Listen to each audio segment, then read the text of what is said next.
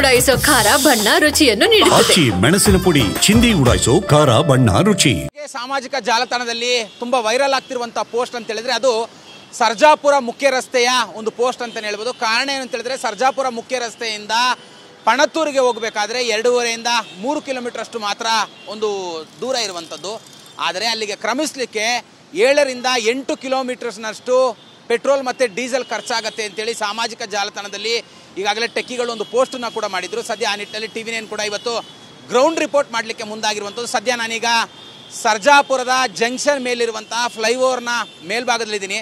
ದೃಶ್ಯಗಳನ್ನು ನಾನು ಕೂಡ ನಿಮಗೆ ತೋರಿಸ್ತಾ ಇದ್ದೀನಿ. ಎಷ್ಟರ ಮಟ್ಟಿಗೆ ಅಂತ ಹೇಳಿದ್ರೆ 1-2 ವಾಹನಗಳಿಲ್ಲ, ಸಾವಿರಾರು ವಾಹನಗಳು ಈ ಒಂದು ರಸ್ತೆಯಲ್ಲಿ ಸಂಚಾರವನ್ನು ಮಾಡುತ್ತೆ.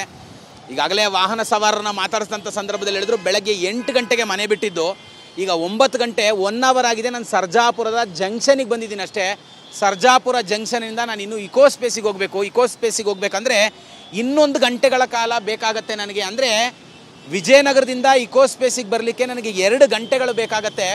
ಈ ಹಿಂದೆ ಪೆಟ್ರೋಲ್ ಡೀಸೆಲ್ ವಾಹನ ಇತ್ತು ನನ್ನ ಹತ್ರ, ಅದನ್ನು ತೆಗೆದುಕೊಂಡು ಇಲ್ಲಿಗೆ ಬರಬೇಕು ಅಂತ ಹೇಳಿದ್ರೆ ಸಾವಿರಾರು ರೂಪಾಯಿ ಖರ್ಚು ಮಾಡಬೇಕಾಗಿತ್ತು. ಆದರೆ ಅದನ್ನು ತಪ್ಪಿಸ್ಲಿಕ್ಕಾಗಿ, ಹಣವನ್ನು ಉಳಿಸ್ಲಿಕ್ಕಾಗಿ ನಾನು ಎಲೆಕ್ಟ್ರಿಕ್ ಸ್ಕೂಟರ್ನ ತೆಗೆದುಕೊಂಡಿದ್ದೀನಿ. ಎಲೆಕ್ಟ್ರಿಕ್ ಸ್ಕೂಟರ್ನ ಮೂಲಕವಾಗಿ ನಾನೀಗ ಪ್ರತಿದಿನ ನನ್ನ ಆಫೀಸಿಗೆ ಬರ್ತೀನಿ ಅಂತೇಳಿ.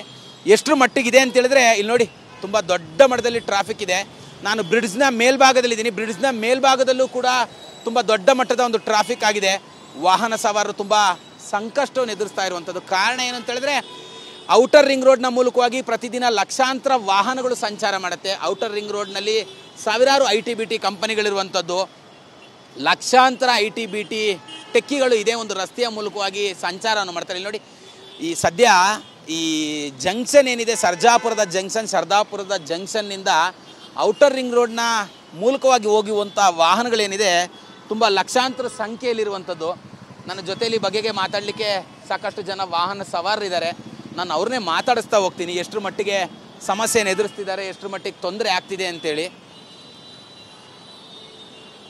ಅವ್ರನ್ನ ಕೇಳ್ತೀನಿ. ಎಷ್ಟು ಮಟ್ಟಿಗೆ ತೊಂದರೆ ಆಗ್ತಿದೆ, ಏನು ಸಮಸ್ಯೆ ಆಗ್ತಿದೆ, ಏನೆಲ್ಲ ತೊಂದರೆಗಳನ್ನು ಎದುರಿಸ್ತಿದ್ದಾರೆ ಅಂತೇಳಿ. ಅಂದರೆ ಸಾಮಾನ್ಯವಾಗಿ ಈ ಒಂದು ರಸ್ತೆ ಏನಿದೆ ಸರ್ಜಾಪುರದ ಜಂಕ್ಷನು, ಆ ಸರ್ಜಾಪುರದ ಜಂಕ್ಷನಲ್ಲಿ ಪ್ರತಿದಿನ ಕಿಲೋಮೀಟರ್ ಗಟ್ಟಲೆ ವಾಹನಗಳು ನಿಂತಲ್ಲೇ ನಿಲ್ಲುತ್ತೆ. ಸ್ಲೋ ಮೂವಿಂಗ್ ಟ್ರಾಫಿಕ್ ಇರುತ್ತೆ.